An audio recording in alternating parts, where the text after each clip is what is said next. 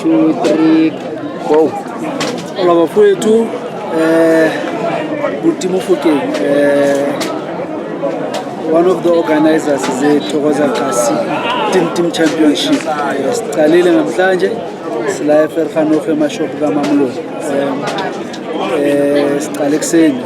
We started at 10 o'clock.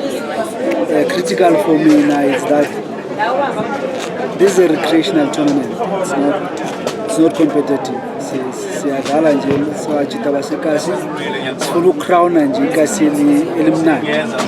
That's why uma uhlala ePhenduka ngeke udlalele iClub yaseNtabansini maybe udlalele iClub yasePhenduka. So udlala ikasi lakho. So sifuna ikasi kweni ikasi eliphethe abantu abamnandi etimini. The tournament idlala for 2 days. Siyaqala namhlanje this is first day iyaphela kusasa nge-16.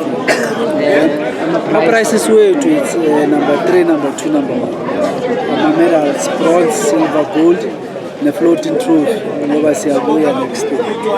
It's an open tournament. So far isupporta imnandi, Dave emaplayini inhle. Siyabonga nje yonke into so far siyibona right. Asithembe ukuthi next year sizawufaka mhlawumbe namanye amakasi siqhubeke kube mnandi. Asibonke bafowethu, enjoy game. Sharp.